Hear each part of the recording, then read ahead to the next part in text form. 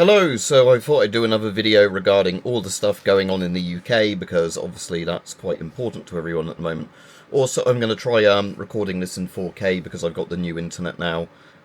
If this ends up looking like good footage, then I'll just upload in 4K on any of the devices that support 4K from now on, because it's not a problem now uploading good high, file size footage. So to get on with it, oh, and if you're not subscribed and you find this video useful, please subscribe, because apparently if you say that, it does see a massive increase in subscribers and people that click like on your video and all the shit like that.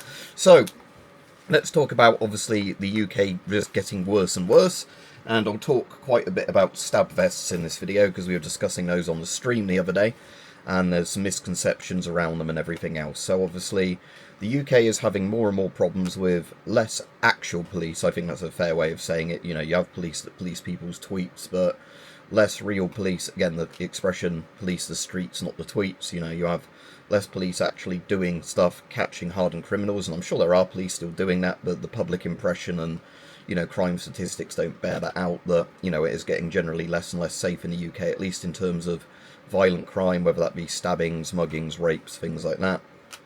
It's getting a lot worse in that regard, and obviously we had the very bad story last week of some nut, we don't know really if it's terrorism or because he was mentally ill, but he'd stabbed people prior to this incident, not been arrested, and then he got on a train and stabbed like 10 or 11 people on a train because, I guess that's what he thought was fun. So, yeah, you've got more and more stuff like that. Lots more people are saying pepper spray should be legalised and things like that. So, obviously, yeah, and we're also having a problem where the government keeps letting out violent offenders either on purpose or because they're really inept and they're like, oh, we mistook this violent offender for a man that was here, for a very minor thing, and then whoops, we got them mixed up and we let him out. Oh, they haven't come back to prison by their own accord, that sort of thing.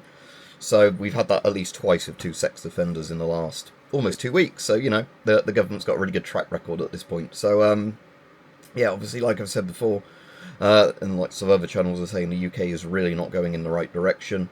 I think Labour's going to do horrible, horrible amounts of damage to this country before they're booted out, and even then, I don't know, if whoever gets in is actually going to improve things or just accelerate the decline. But yeah, we've got lots and lots of problems in the UK. So I will talk a bit now about stab vests and things like that, because firstly, a lot of people didn't know you could legally get these, and yes, you can. I personally like these sort of ex-police style ones that are quite compact, because you can wear them under a jacket quite well.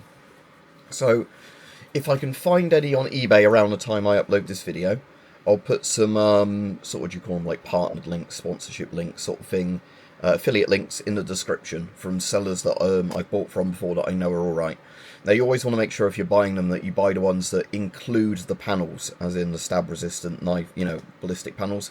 Most UK police vests now are what they call HG1 KR1, which is handgun 1, knife resistance 1.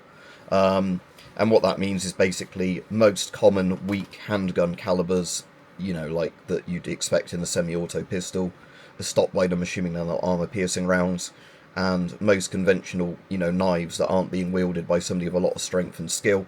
So again, somebody who is strong with an ice pick might get through it. Somebody that is, a regular guy stabbing with a kitchen knife wouldn't.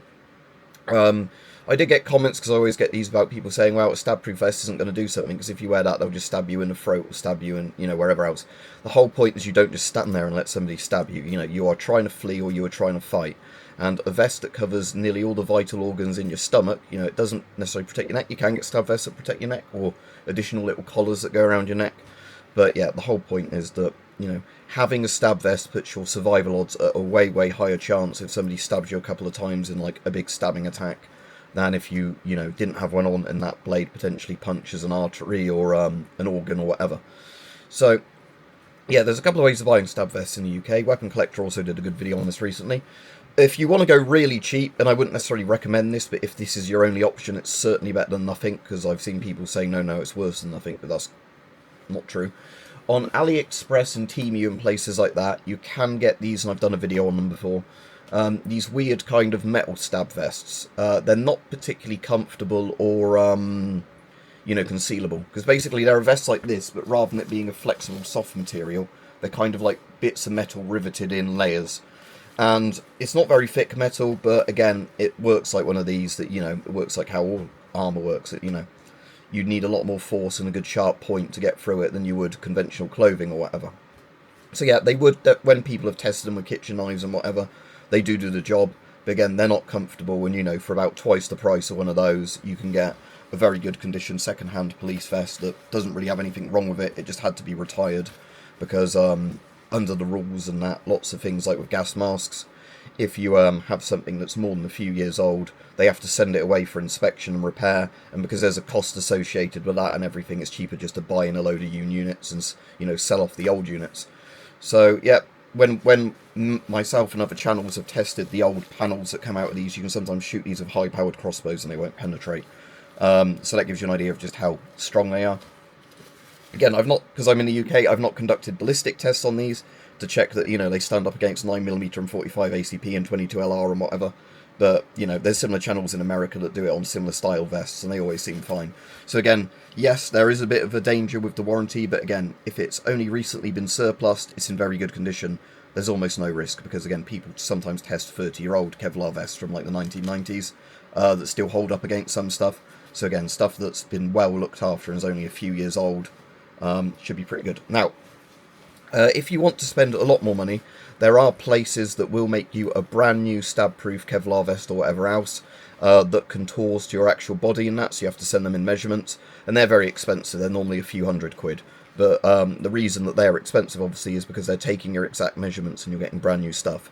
You're not, going for the closest size you can find with measurements with a police vest. With the police vest, I'll just point out as well, you can get overt and the covert ones. I definitely prefer the covert ones because I like the idea that it's, you can wear a t-shirt, wear this, and then wear a slightly bulky jacket, and it's hard for people to see the outline of the vest, because you don't really want, even though it's perfectly legal to wear them in the UK, you don't really want the attention of wearing an obvious stab vest in public, just in case people think you're up to something. Again, if you're working a security job or whatever, then that's a different story. But yeah, just if I was getting on public transport and things like that, I wouldn't want to be obviously wearing a stab vest, just because, some people might take it the wrong way, and again, you always get people in this country that decide that rather than reporting actual criminals, they ought to report people that look a bit weird or whatever else. So, what I'm not going to cover in this video, because it does get brought up, is things that you could make at home as like improvised pepper sprays that would be very illegal. Again, I don't agree with pepper spray being illegal, but I also don't agree with people saying, I'm going to mix some like horribly caustic chemical together in a spray bottle that would permanently disfigure somebody. Because that's just really asking for trouble. Don't do that. Again, like I said, I know it's not really a great suggestion, but out of the stuff you can get that's UK legal at the moment, there's stuff called farb gel, which doesn't sting like pepper spray, but it does put like some sort of really hard to wash off dye on people. So that's one idea that, if it wasn't as a serious attack and you sprayed that in somebody's face, for the next few days, they can't really go out in public because they can't really wash this stuff off. So it's very easy for them to get picked up by the police, as the person, if you gave a description, and then they had that bright pink red face. But for actual defence, like I said, you can't technically use anything in self-defence in the UK, but if you had it on you for legitimate means, I like very good, modern, bright, good metal construction LED flashlights, because some of them have a bit of heft to them, some of them are very, very bright. If you shone it directly in somebody's face, it's actually very hard to look at the light. You'd want to do that, which again gives you a bit of an advantage. And like I said, they're very heavy construction, so if you did have to swing with it or whatever as a last resort, it might break some bones. Some of those, a bit like old mag lights used to be used like truncheons, but again, I can't recommend that because I'm in the UK and this country is a dystopian nightmare. So yeah, in the description, what I will do, because obviously all these bad things going on, I will try and put links to various sellers of stab vests, but be aware, the problem is now, because we've had a mass stabbing event, and, despite channels like myself and others saying, maybe just one of these sitting in your cupboard for a rainy day, lots of sellers now are completely monopolising on these. So you've got the problem that they've gone up massively in price, and they're still selling out. It's a bit like toilet paper and gas masks during COVID. So what I would recommend to you is, obviously, if you're doing your own searches, just make sure it includes the panels and it's knife resistant, because with Kevlar, the problem is that when it's combination stuff like this, it's absolutely fine. When it's simply just Kevlar for ballistic protection, the way it's woven won't stop a sharp object like a knife. They go through it very easily. Kevlar is designed mostly for crushing force from bullets. So the police stuff, like I said, is a combination material. Kevlar for bullets, and then whatever the other kind of similar material, kind of like an aramid, they use for, it's obviously woven differently. They use for, protecting you from bladed weapons. Again, people have asked me as well about the stab like proof sleeves and things like that, or the knife resistant sleeves. I've personally not seen much use in those because they can be stabbed completely through, but they are slightly slash resistant.